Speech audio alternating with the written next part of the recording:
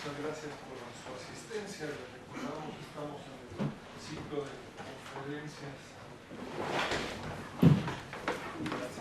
Les recordamos que estamos en el ciclo de conferencias del Centro de Estudios China-México en la Facultad de Economía de la UNAM, que estamos realizando con la doctora Yolanda Trápaga ya desde casi una década.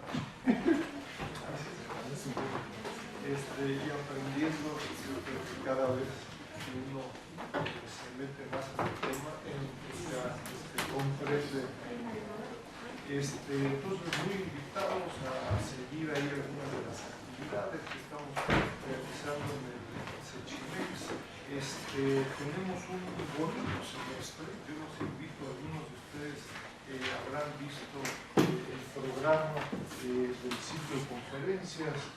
Un nutrido intenso semestre con temas para mediar bastante diferentes vinculados a migración, a temas de ciencia y tecnología, a temas de idioma, la sociedad del chino mandarín, temas culturales, temas reflexiones, yo les diría, de recientes funcionarios de México en China, como el ex cónsul general en Shanghái, Rolando García Alonso, entre otros. Y yo creo que interesante conferencia también a mediados de mayo con el embajador de Japón en México sobre estas relaciones económicas en la cuenca del Pacífico y esta relación triangular Japón, China y México. Revisen el programa y encontrarán todas las conferencias, 2 o 3 comerciales antes de darle la palabra al ponente de hoy. Los invito mucho el 2, 4 y 6 de marzo tendremos un grupo de conferencias por parte del doctor Dieter Enz. Tenemos ahí los trípticos, les hemos enviado la información a algunos de ustedes. Les invito mucho a participar, será en este mismo salón.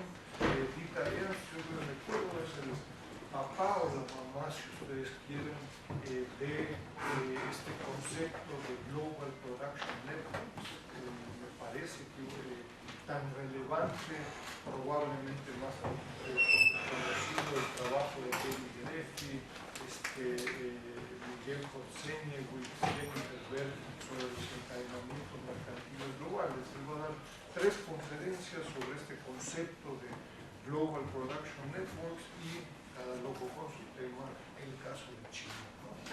Entonces, es un experto que viene trabajando hace 20 años, si no es que más, sobre temas de semiconductores, la industria electrónica, segmentos específicos, telecomunicaciones.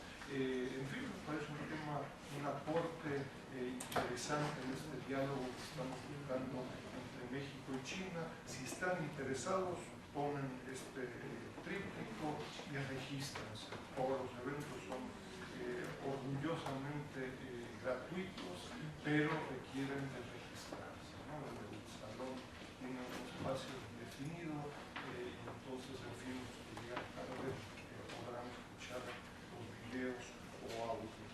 Por último, o penúltimo, yo les recuerdo, conjuntamente con la UAL, la Unión de Universidades de América Latina y el Caribe y el Cechimex, hemos lanzado desde hace ya varios años este proyecto de la red de América Latina y el Caribe sobre China.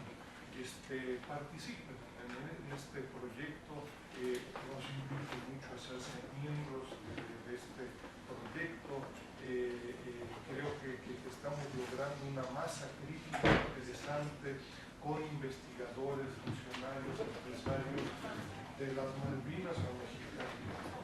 Y bueno, encontrarán ahí un debate, reflexiones con colegas chinos y de otros lugares también interesantes sobre temas específicos. Y les recuerdo, el reto es incrementando el nivel de la calidad de la reflexión, ¿no? Entonces, encontrarán ahí un grupo de publicaciones sobre temas culturales, sobre temas de relaciones internacionales, también sobre temas económicos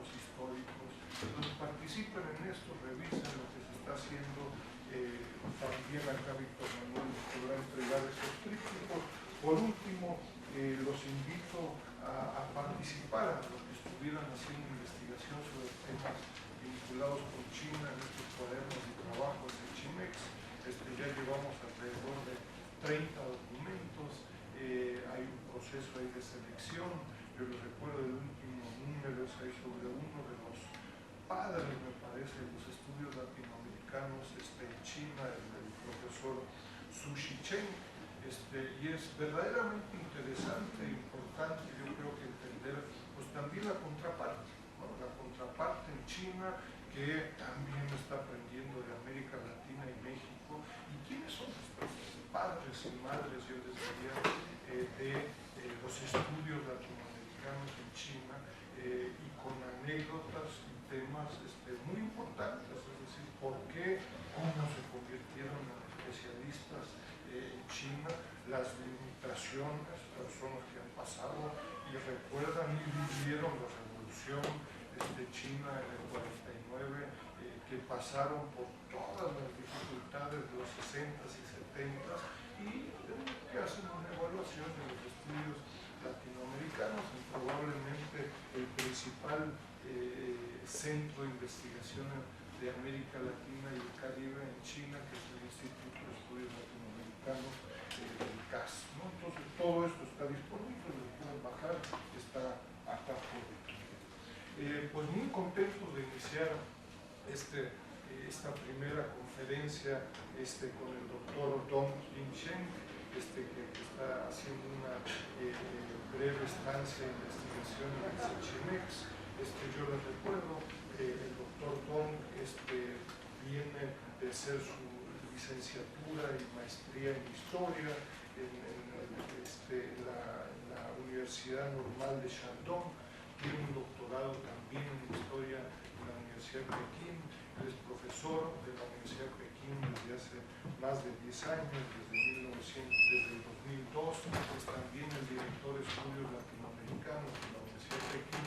Y yo les recuerdo, la Universidad de Pekín es probablemente, creo, que corregirá la principal y más importante institución académica en China. No es un changarro cualquiera, sino que en las ciencias sociales, en las ciencias naturales, todos sabemos que hay un fuerte proceso de competencia entre las universidades chinas, pero en general es considerada la principal casa de estudios y académica en China, ¿no? Entonces estamos muy contentos de recibir al doctor Dong, que nos va a hablar sobre el proceso de modernización en China en las últimas décadas. La presentación va a ser en inglés, por razones de idioma y de lengua, y muy contento de recibir al doctor Dong. Tendremos una presentación de media hora, 45 minutos, y podremos después tener más o menos el mismo tiempo para el proceso de intercambio, ¿no? So again, thank you very much, Dr. Dong, for being here. So you will have around 30 minutes, 45 minutes, and then we'll have some additional time for questions and discussion. Thank you very much for being with us. So I will leave this here.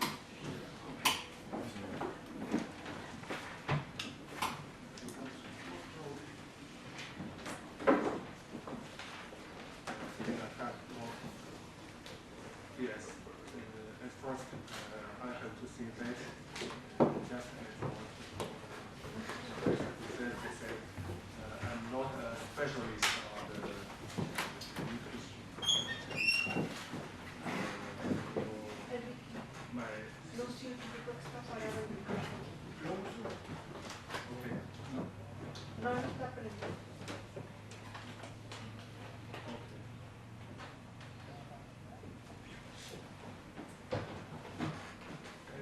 Just as the Professor Dussel said, I'm not a specialist in Chinese culture and Chinese history. My teaching and research field is focused on America. But today, in Mexico, I don't want to talk about America because there is a very famous Chinese idiom called means it is considered foolish for a person to show off his skills of with X in front of the back. The meaning X is the technique, the instrument, the tool of the carpenter. The loop back is the master of carpenter. So it's foolish to show off his skill with X in front of loop back means to show off one's skill before expert. It's foolish to teach a fish to swim. So today I will give you a very general picture of the process of modernization in China. First question, what is the meaning of modernization?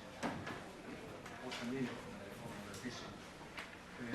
Actually, as a special academic field, modernization study was started by social scientists in the United States in 1950s and 1960s.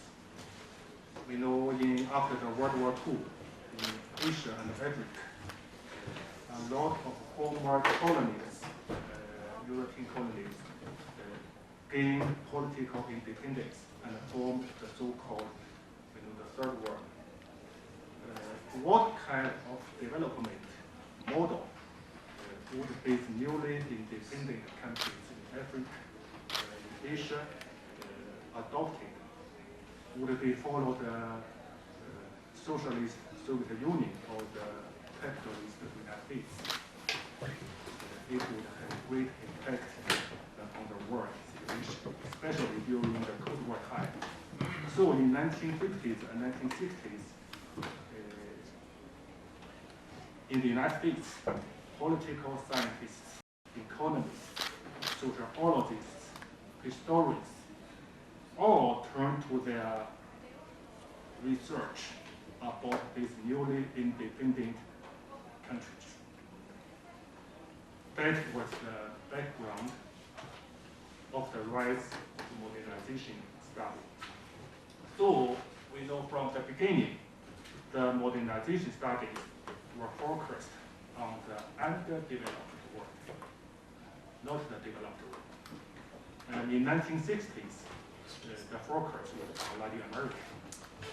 In 1970s, it turned to East Asia. After 1970s and 1980s, the modernization study fell into decline in the United States, also in Europe. However, in China, modernization study began to attract more and more attention. So in our university, as well as in the Chinese Academy of Social Science, Chinese Academy of Science, there were many centers for modernization studies established since the late 1980s. I think it is because that China is now in a process of rapid modernization. Now, what is the meaning of modernization? Now, we define modernization here as a process by which societies move from rural and agrarian society based to urban industrial structure of living through application of science, technology, and rational modes of thought. That is to see in the human history, there are three kinds of productivity. The first, primitive productivity. Then the second, agricultural productivity. And the third, the industrial productivity. So the process of transition from agricultural productivity to industrial productivity, along with the political and social change, the process is called modernization. So that is to say, modernization is a process by which a society acquired modernity. So the change of society brought about by modernization. We know first began in West Europe, then spread to North America, like this, then to the rest of the world. So, if modernization is a historical process of transformation from agricultural traditional society to industrial modern society, so in order to introduce the process of modernization in China, we should know a little about the traditional Chinese society. So, I think there are two characteristics of the Chinese traditional society. First, the most enduring. Historically, we know China has been a traditional agricultural society. China developed an advanced agricultural civilization. Although the Chinese were not the first to develop civilized life, but Chinese civilization with a continuous history of more than 4,000 years. It has been the world's most enduring. This was the first character, most enduring. Because we know, in addition to Chinese ancient civilization in Egypt, in Mesopotamia, in India, in Greece, in Rome, as well as in Mesoamerica and Andes, in America, they are also developed advanced agricultural civilization. But these civilizations were interrupted and were not able to continue. Only Chinese civilization has been continued to now, enduring. This was the first character. The second, it also was one of the most primitive and productive. The Chinese civilization, the biases was highly efficient agricultural system, utilizing sophisticated and expensive water control and irrigation techniques. So this kind of agriculture enabled the Chinese to grow enough food to support the largest concentration of the world of people in the world. And we know ancient China also developed original writing system, one that spread to and influenced much of East Asia, and which is still used today. And the Chinese literary achievement was also significant. In fact, one half of all the world's books printed between 1750 were printed in Chinese. You know, Chinese was also adapted at combining art and function. Porcelain was the standard. You know, porcelain was the standard of the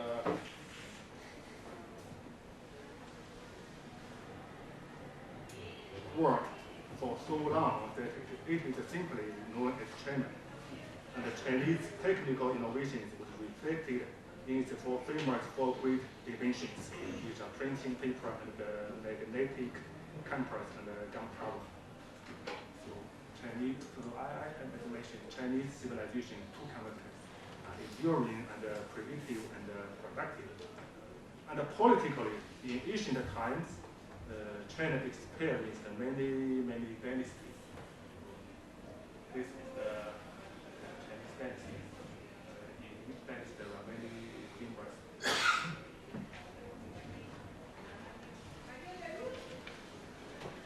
So, in our world, in ancient times, Chinese civilization has always been kept ahead in the world. However, since the 19th century, Chinese civilization began to fall behind. We know in the West Europe, especially in Britain, the commercial revolution in the 17th century and the 18th century, and especially the industrial revolution of the 19th century changed the balance of the powers in the world. And along with the colonial expansion, the West Europe and North America became the center of the world economic system. And other parts of the world, including Latin America, the so-called underdeveloped world, including Asia, Africa, and Latin America, also include China, become the periphery, whose role was to provide raw materials to the center and consuming industrial goods of the center. So China also could not avoid this destiny. So since the 19th century, after centuries as the leader of the world civilization, Chinese agricultural civilization was facing the challenge from the newly industrial civilization. So the turning point was the Opium War between Britain and China in 1840. We know the British arrived in China in 1637. The British arrived in China in 1637 and was permitted to establish a trading post at the city of Guangzhou, the southern port of China. But from the beginning, the British found the situation unsatisfactory because there was a large British demand for Chinese goods, especially tea. There was little Chinese interest in British goods. So the British had to pay for much of what they wanted with silver and gold. In order to solve this trade deficit problem, the British sold opium to China. The opium at that time was produced in India. India at that time was the largest colony of British Asia. The opium trade not only depleted China's precious metals, but also caused serious health and social problems in China. So, this is the young man who was sucking opium in the early 19th century. So in 1839, the Chinese government sent a high-level official, Lin Xu, to Guangzhou and prohibited the opium trade. He ordered the British traders turn their opium to him and ordered it to be destroyed publicly. As a result, the British declared war and sent an army to China. That war was called Opium War. It was the turning point of the Chinese history. The Chinese military was not matched for the steam-powered ships and superior firepower of British. And after losing the war, China was forced to sign the Treaty of Nanjing. Nanjing Treaty was signed on British version. According to the treaty, we know Hong Kong was ceded to British until Hong Kong had been a British colony until 1997. And China was also forced to open 5 ports for trade, gunboats, and foreign residents. And the tariff was established at an average of 5%. The Treaty of Nanjing was the first unequal treaties since then. So the failure in the war weakened the Chinese upper classes. They realized China was inferior to the West in military as well as in economy. So they realized that in order to survive, China must learn from the Western countries. The earliest was called the world's earliest awakening was called Wei Yuan. He published a book, Treatise of the Xi Kingdoms, began to introduce the foreign countries to China. So we called Wei Yuan was the first Chinese name for opening his eyes to outside, to the outward. His main ideas was to learn from the especially strong techniques of the barbarians in order to control them. So Wei Yuan was the first Chinese who opened his eyes to look at the outside world. But we know Wei Yuan was only a scholar. Others, especially those high officials who had the same realization with Wei Yuan, began to put this realization into practice. So, for example, Li Hongzhang, who is a high official, one of the ministers of the Qing dynasty, he said, China, after the Opium War, China encountered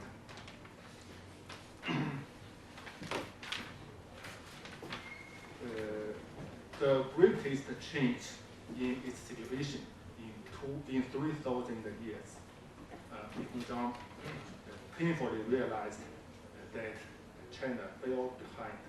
China was not an advanced country again. So in order to survive in the world, China had to learn from the Western world. So another official, Prince Gong,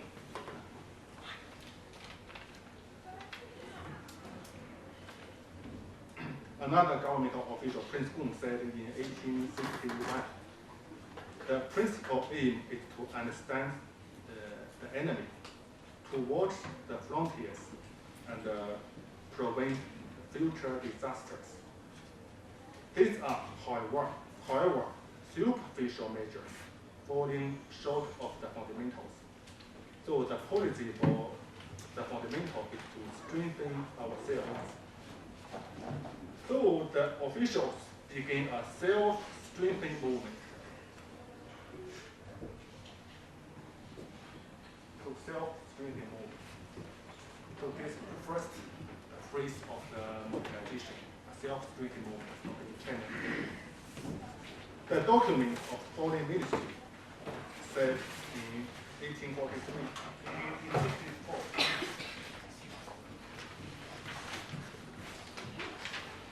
The foreign ministry in 1864, it said, we have found that the way to govern the state lies in self-strengthening. And in the present time and circumstances, the most important matter regarding self-strengthening is to train troops. But the training of troops must be preceded by manufacture of weapons. So the self-strengthening movement started the early modernization in China. Chinese government began to build a modern army and modern navy, to fund modern education, to send students to study abroad, to build modern schools. So that is the North Sea Navy built in 1960s. In the 1970s, the North Sea Navy was the first modern navy built in China in 1872, with only 2 ships. But in the 1880s, it has 26 ships. two of them, Ding Yuan and Zhang Yuan, shaped what was superior quality by international standards. During the 1870s and 1880s, the scope of this self-strengthening movement widened with the creation of modern industries. Modern coal mining activity began in 1876. The first telegram line was erected in 1879.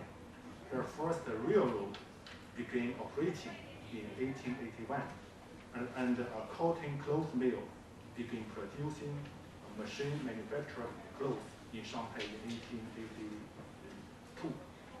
And China also sent young children to the United States to study. This is the North Sea. This is the Kaiping coal mine. And this is the first railroad in China. And also the first teenager in the United States.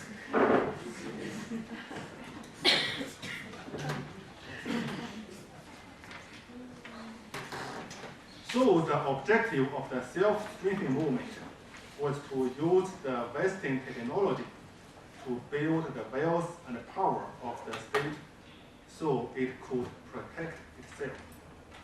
The objective of the self-strengthening movement was to use the Western technology to build the wealth and power of the state so it could protect itself. Yet, however, it was important not to change the basic framework of the Chinese political system and culture. So the slogan of the self-strengthening movement was called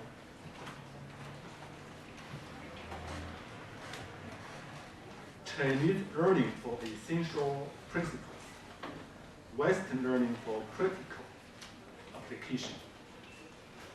In other words, practical Western knowledge could be used as means to reach Chinese ends. Practical Western knowledge could be used as means to reach Chinese ends.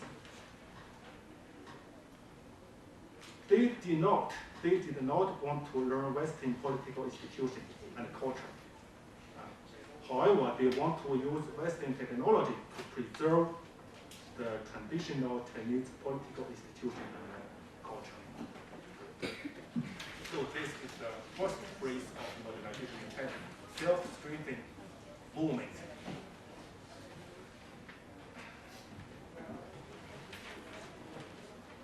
And from 1894 to 1895, another war broke out between China and Japan.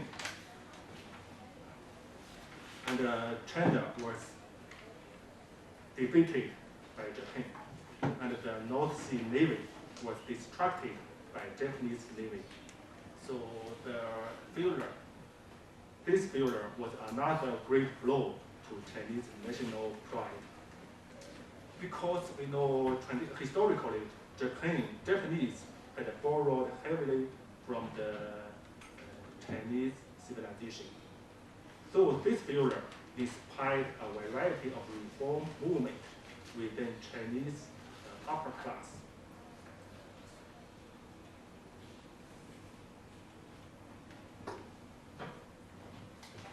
So the failure caused the political modernization, or 100 days reform of 1898.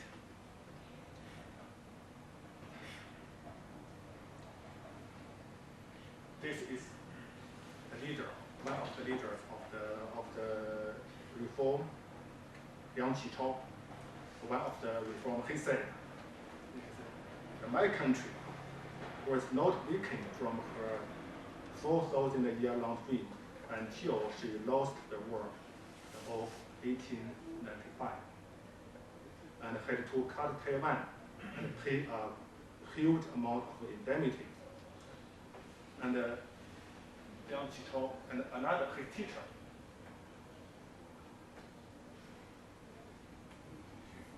Kang Youwei, he is the teacher of Liang Qichao. advocated dramatic institutional changes, a sort of a revolution from the above. Can you please say?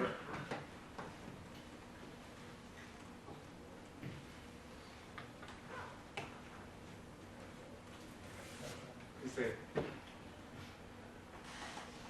Japan defeated us not because its ministers, generals, or soldiers were better than ours. It was because that country established various schools and institutes which developed technologies and capabilities greater than ours. The way of the West in being powerful and wealthy does not lie in its artillery or militarism, but in its exploration for principles and its encouragement of science. So, in other words, Kang Youwei and Liang Qichao realized that in order to survive, China not only had to learn Western technology, but also had to adopt Western political institutions and learn Western cultures. So this realization was a great leap, great advance from the self-strengthening movement. And one of the newspapers, Hunan Daily, said in 1898, Hunan Daily said,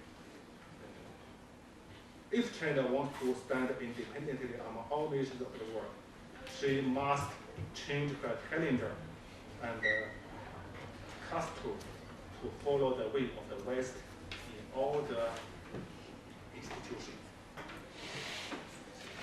So with this kind of realization, with the support of Emperor Guangxu, at that time, with the support of Emperor Guangxu in 1898, following Kang Youwei's advice, Chinese government carried out a series of reforms. For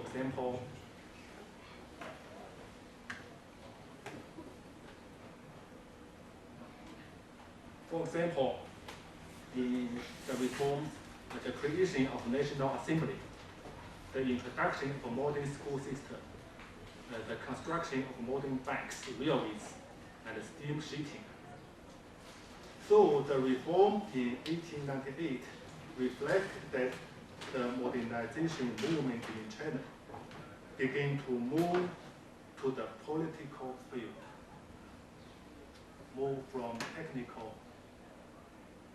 field to political field. China began to learn Western political institutions as well as learn technology. So this was a great advance from the self-strengthening movement.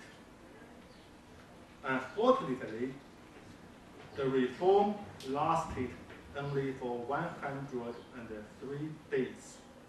Then it was crushed by the conservatives led by Empress Cixi, who actually controlled the government,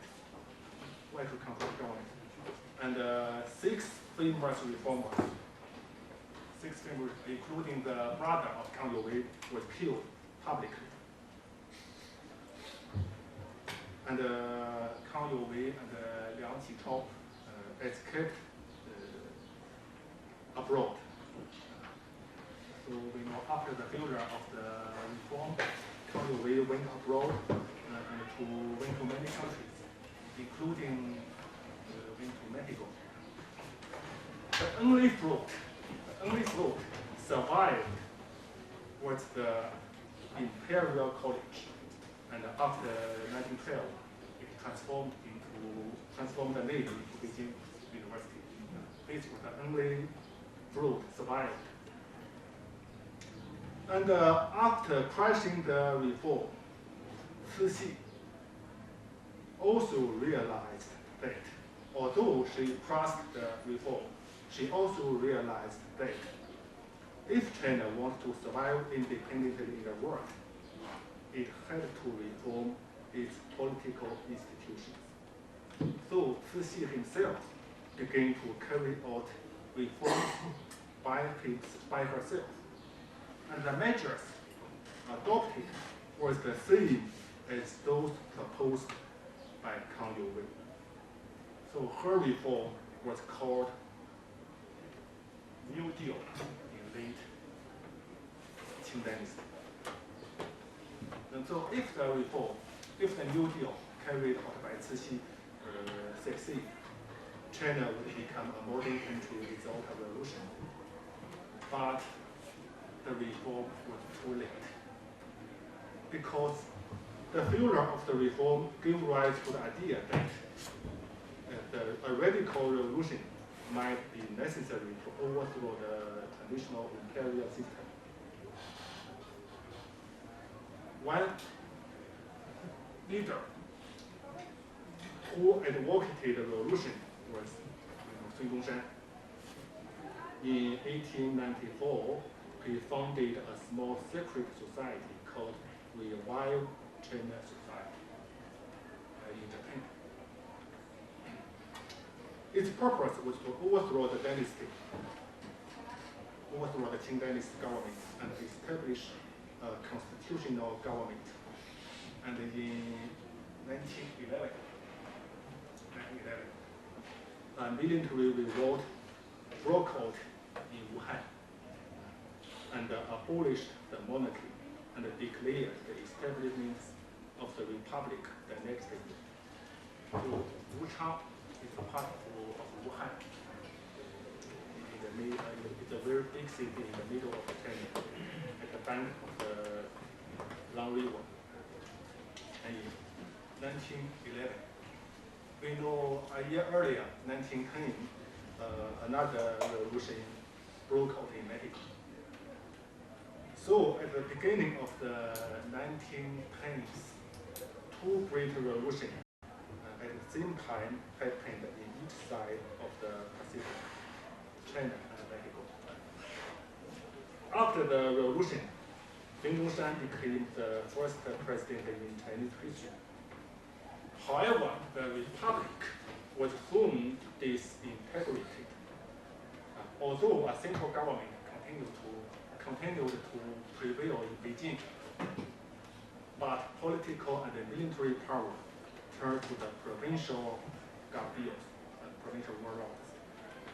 And in the 1920s, two political parties,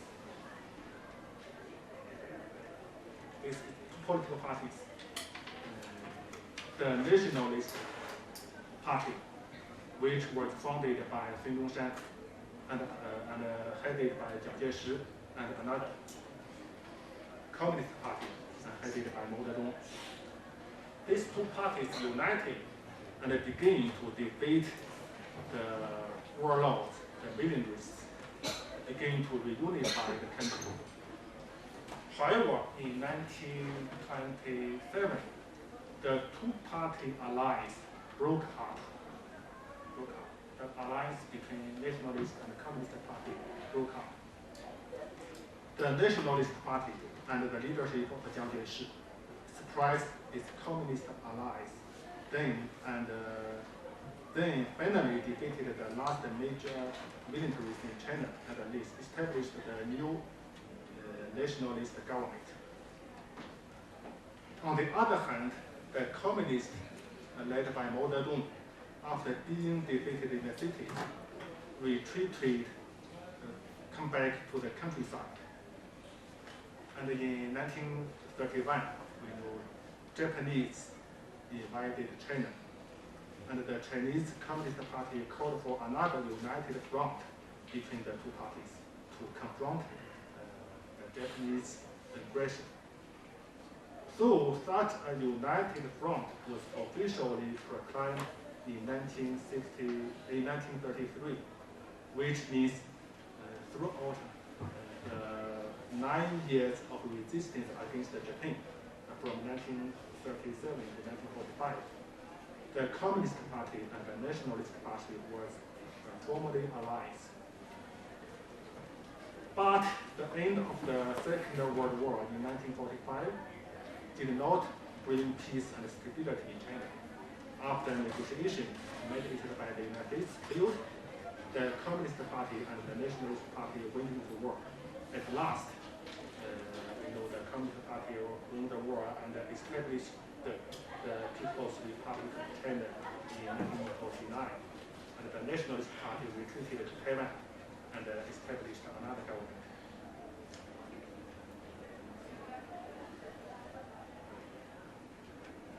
So during this period, because of civil war, because of the Japanese invasion, the modernization process was in China was. And when the People's Republic of China was established in 1949, China began a socialist approach of modernization.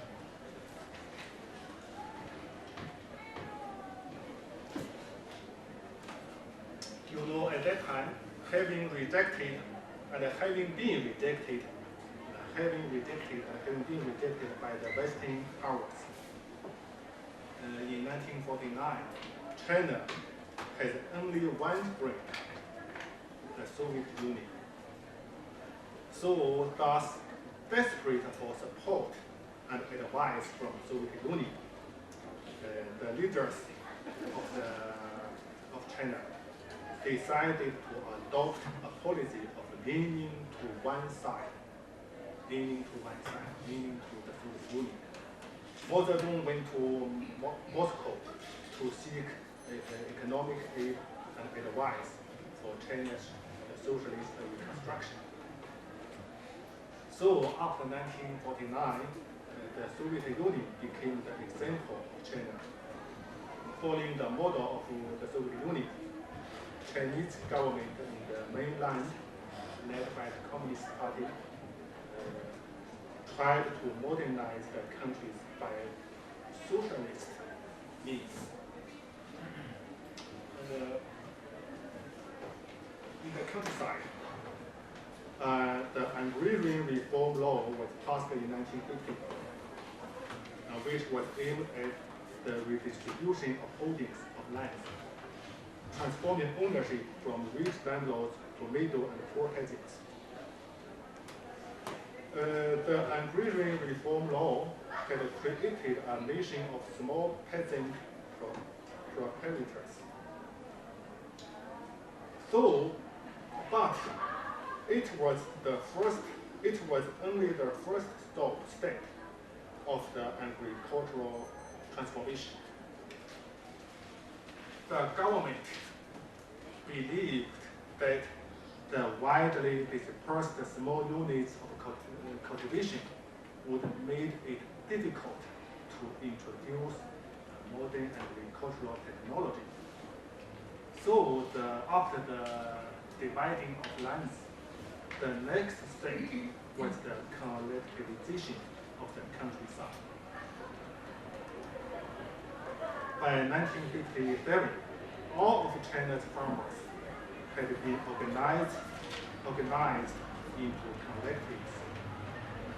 They worked together. So I think the collectives were, to some extent, similar to collective ejidos established in the agrarian reform in Mexico in the 1930s, started in the area of Laguna, also Mexico. The peasants worked together, ate together.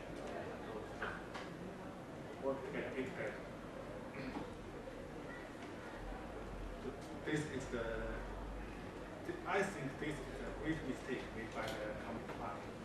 We know the success, the existence of small farmers was the main factor of the success of the East Asian countries, like Japan, South Korea, Taiwan.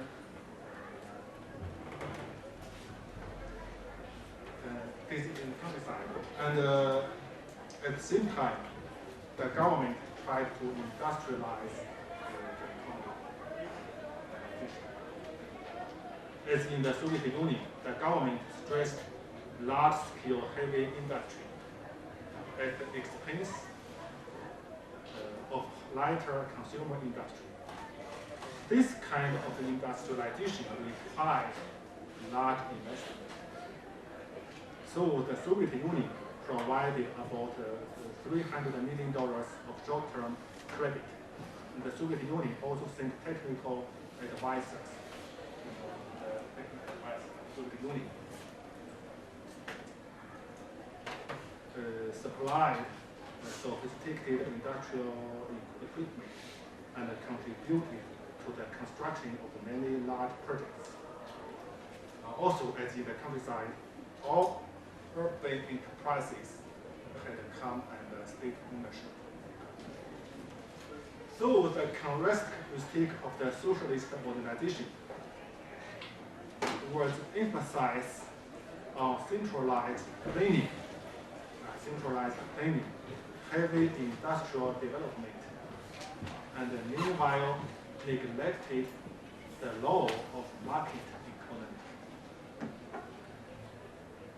Emphasized on centralized planning, heavy industrial development, and neglected the law of the market economy. However, from 1949 to 1957, under the leadership of Mao Zedong, the Chinese modernization made great achievements. For example, the rate of industrial growth from 1953 to 1957 was spectacular. Production rose to 128%. However, from 1958 to 1976, a lot of mistakes were made, which caused great economic crisis and political toils. The first was the Great Leap Forward in 1958. The Great Leap Forward was both an ideological and an economic campaign to encourage the transition to communist way of life and to utilize the supplies labor power in the countryside to implement what is called rural industrialization. So this kind of original economic actions plus the natural disasters led to serious food shortage in 1959 to 1960. Because of the original economic actions plus the national disasters led to serious food shortage in 1959 to 1960, and many people died of hunger. This was the first mistake. The second, the Cultural Revolution from 1966 to 1976. By the revolution, Mao Zedong mobilized masses to confront the dissenters in the circle of communist leadership.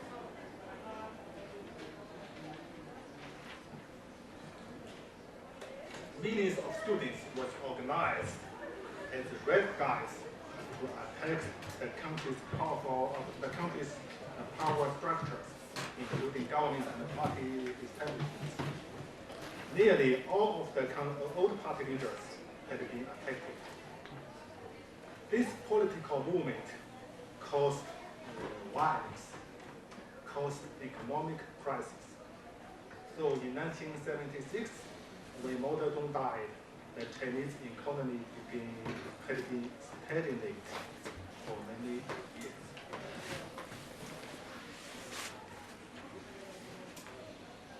Then, next phase, reform and openness.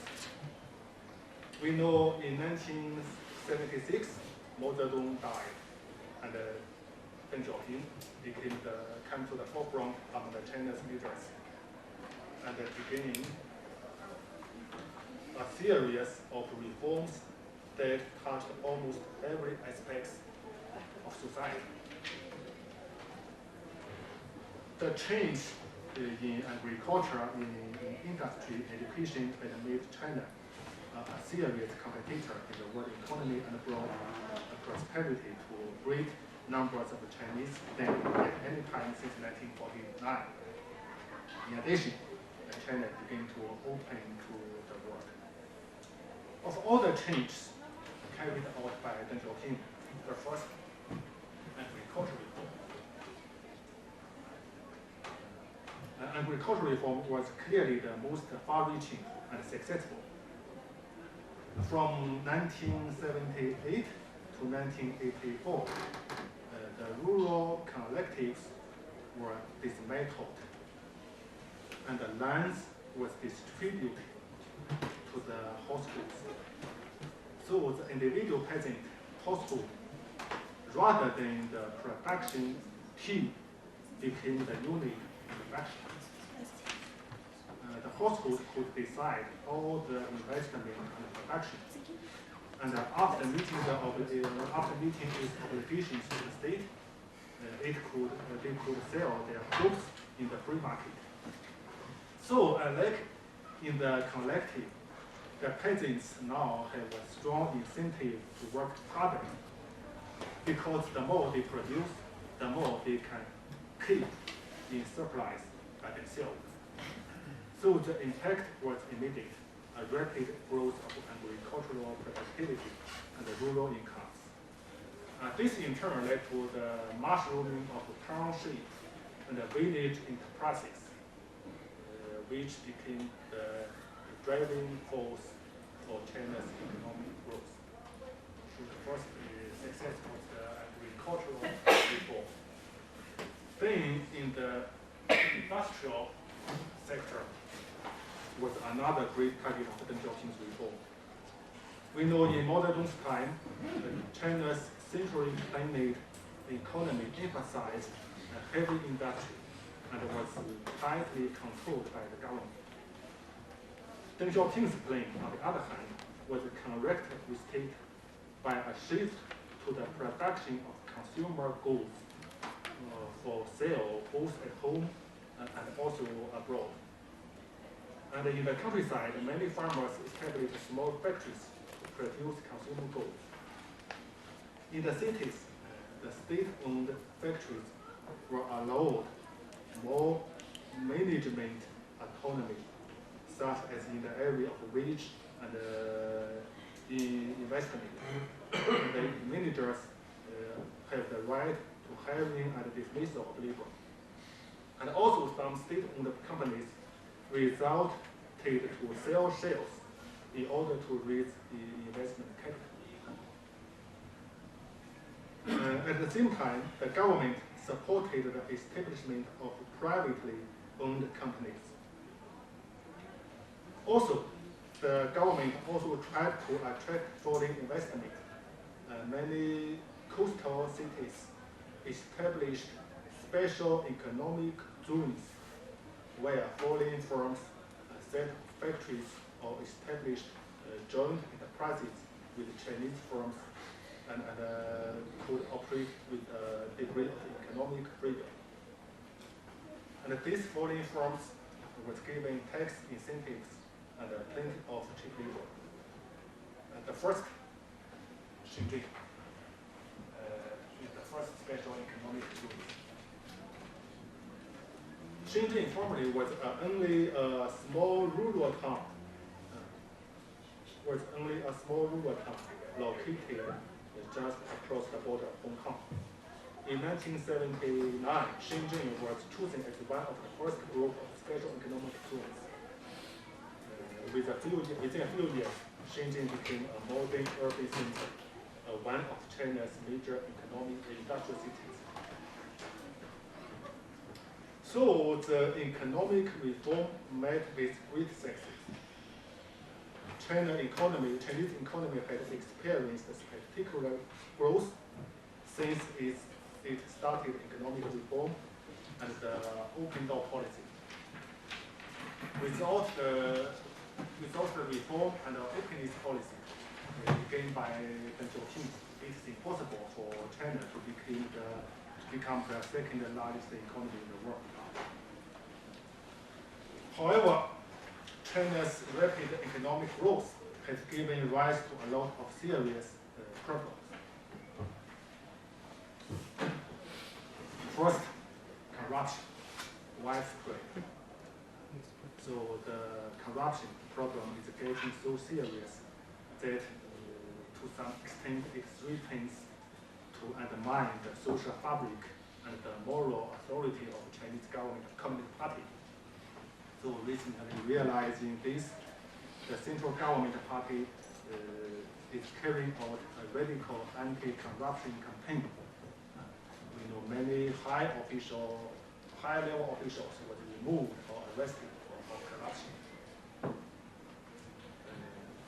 However, many people argue that the anti-corruption campaign cannot fundamentally get rid of corruption without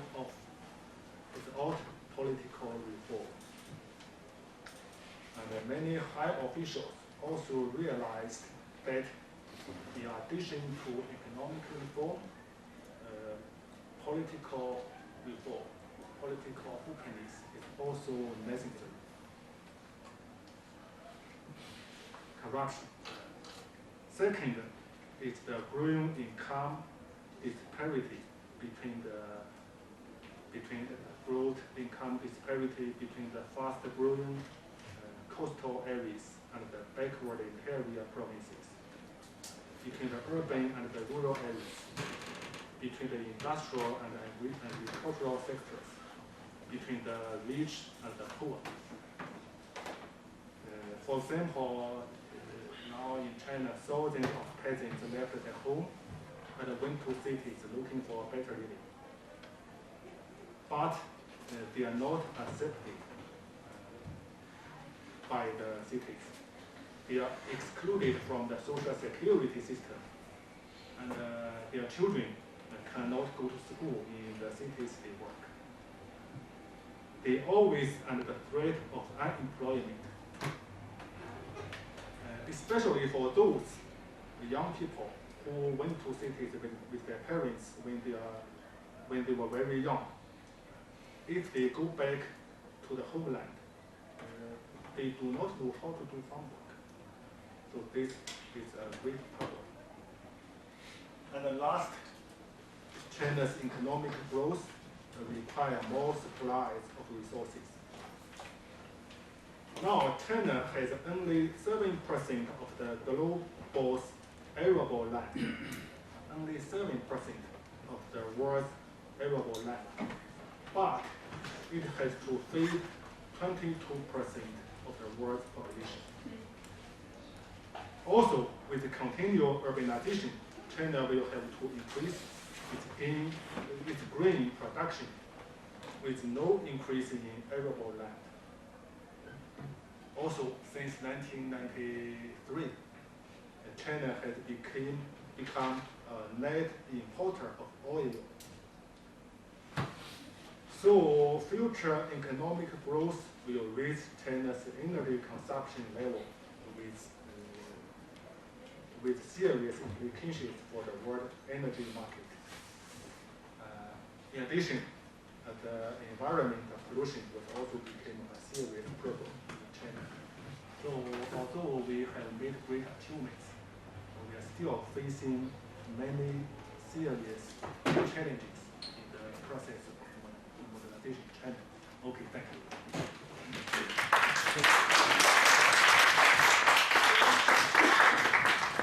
Vamos a hablar en inglés. Thank you very much for your presentation. I'm very happy to end some of these topics. I hope to have a discussion on a very historical and qualitative topics. We have been used a lot of times with a lot of graphs and a lot of charts, GDP going up and down and up, etc. I think your perspective is very interesting and very helpful to us.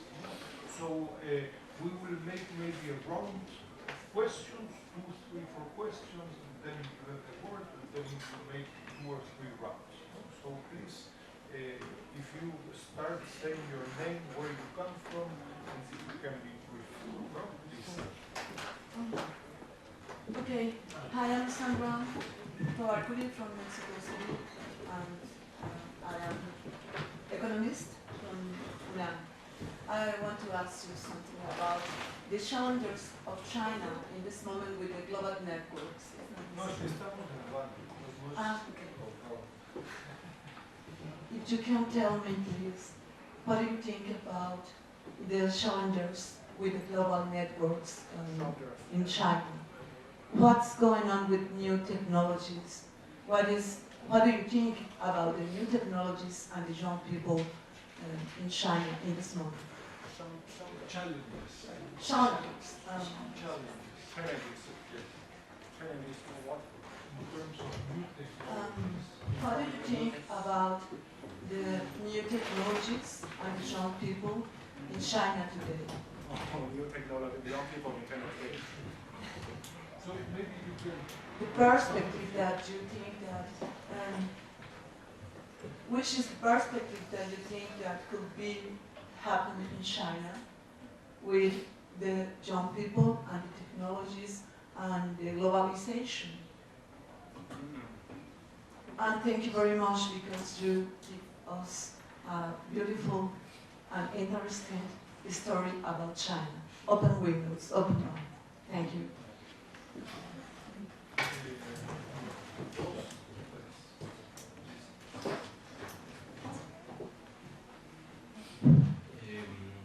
Good morning, my name is Carlos Molina Murguia. I am from this school, the economic school here at UNAM.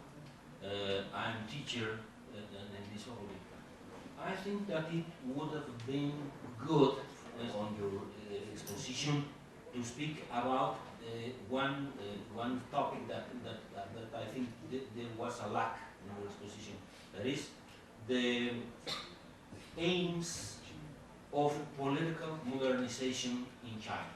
China still is a state of only one political party. There are no other political parties. And on the 80s, on the 80s decade of the last century, of 20th century, there were some aims at the 1989 year when a lot of students and workers, factory workers of the cities, many cities, not just Beijing, but many cities, started questioning that the political Communist Party was the only party existing in China. And they started proposing and reclaiming for democracy. But that desires of democracy were reprimanded in Tiananmen, and every year, the 4th of June, the Chinese government said that was not true, that nobody died there. A lot of people died, not just in Beijing, but in several cities in China. And that's the thing that I think that it would have been on your exposition to make at least 2 or 3 lines about the aims of political modernization in China.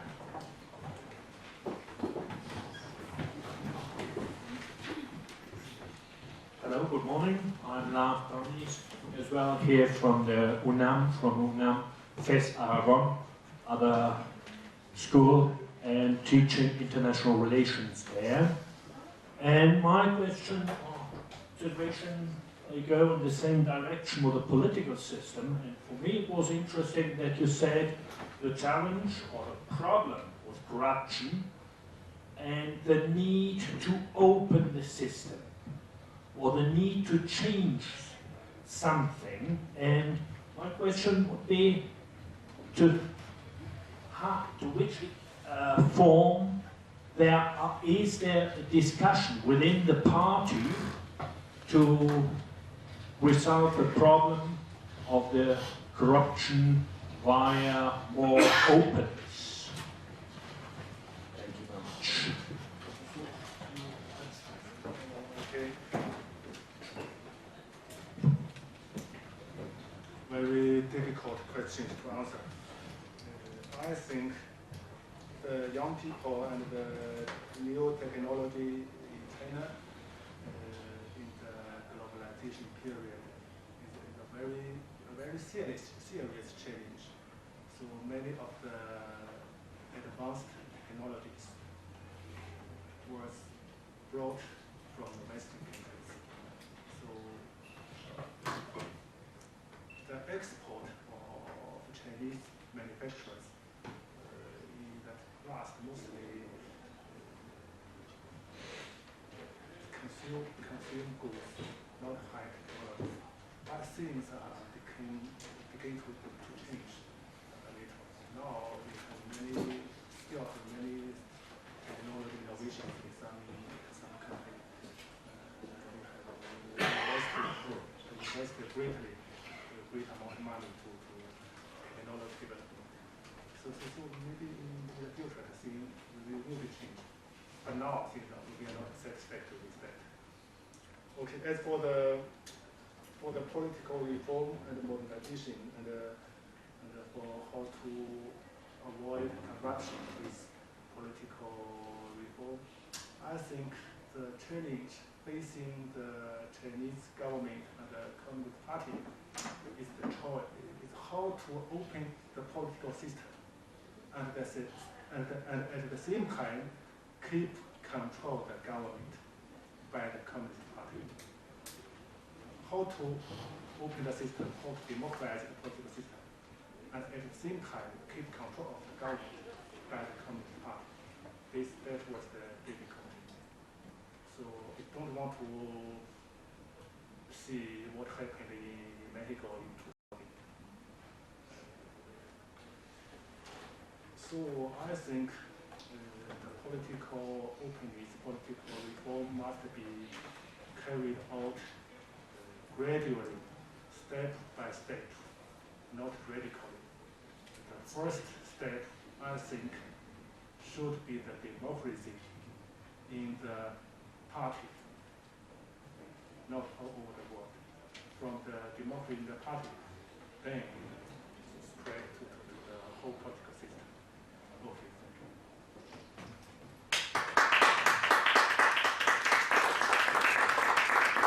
Thank you very much. Are there any other questions? Please.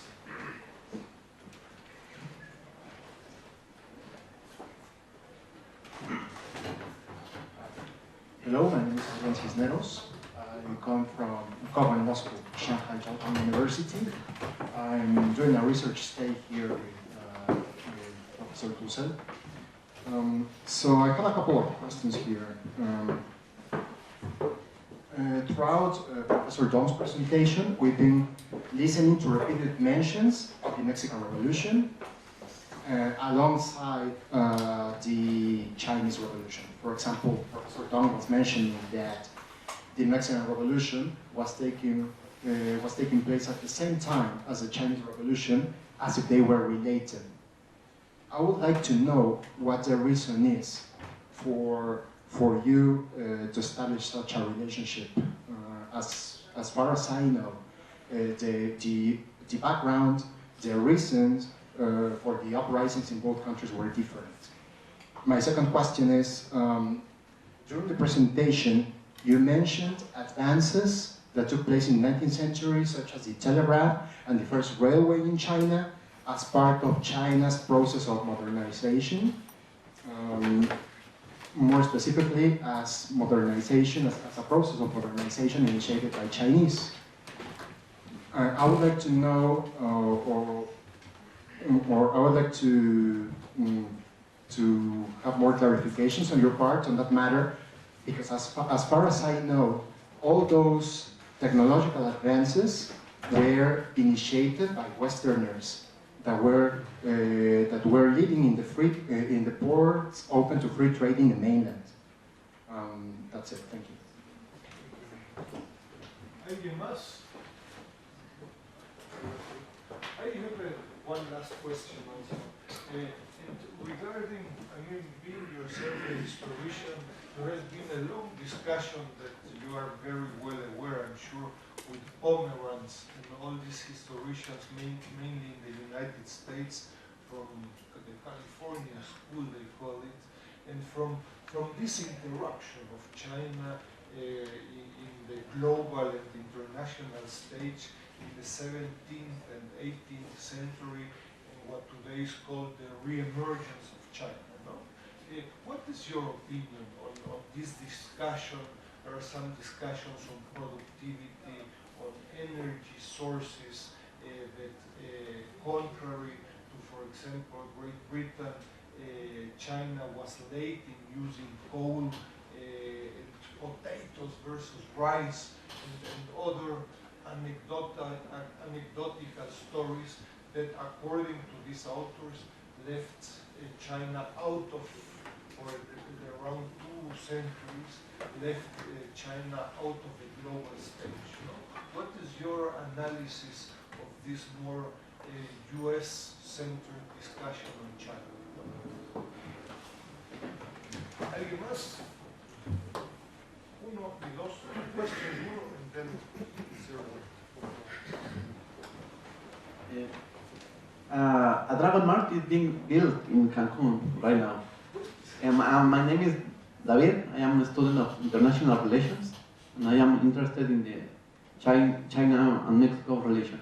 And I have a doubt about the Dragon Mart in Cancun. What is the importance, the real importance for China and Mexico when this complex be finished?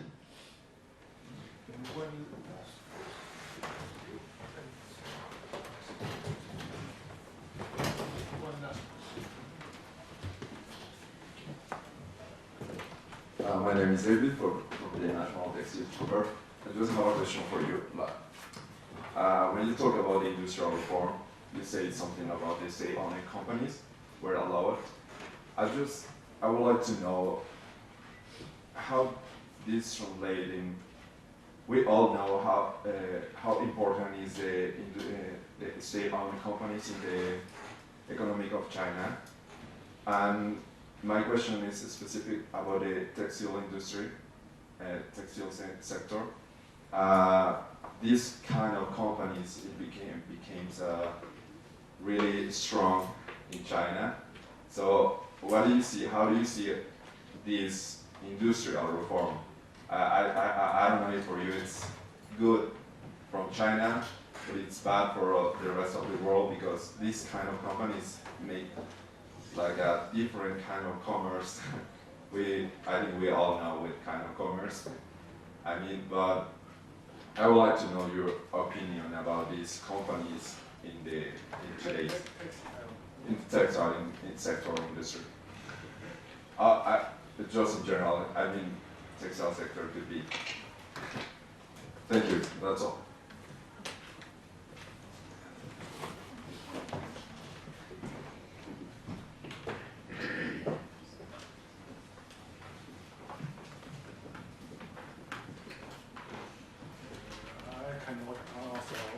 Questions. Just give some ideas myself. I think at the beginning of the 20th century, two revolutions happened at the same time in Mexico and China.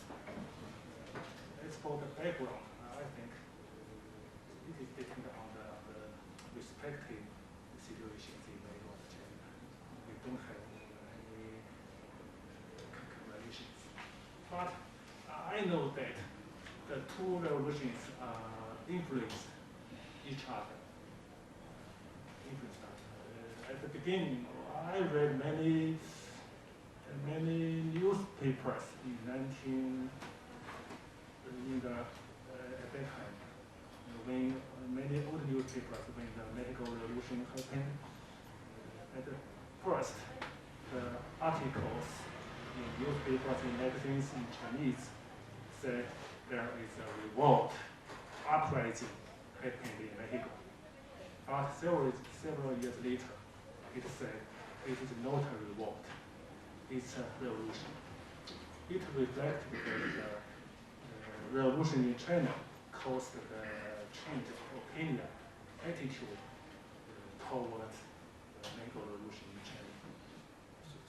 So there was some, and also we know during the Mexico Revolution, many Chinese in Mexico, especially in the northern part, were affected. So there are some relations. As for the modernization in China and in Britain, I think China is the modernization process in China is an underdeveloped country. It must accomplish several objectives at the same time.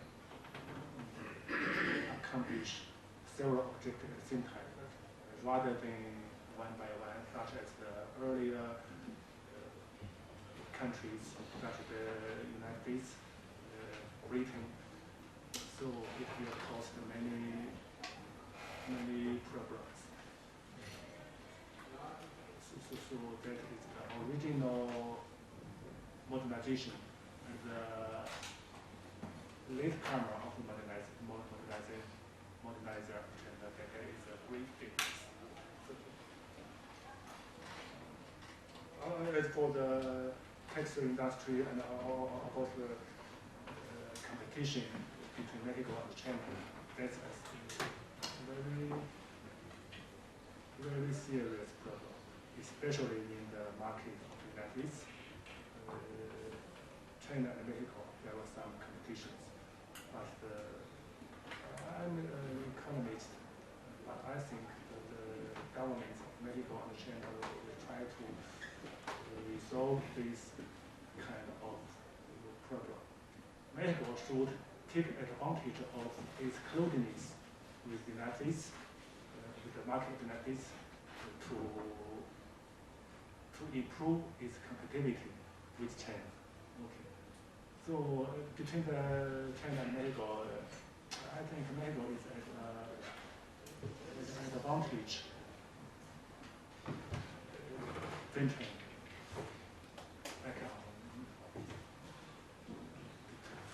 Bueno, pues terminamos entonces la conferencia. Si hay algunas preguntas, etcétera, por favor, diríjanse, va a estar aquí en el momento del doctor.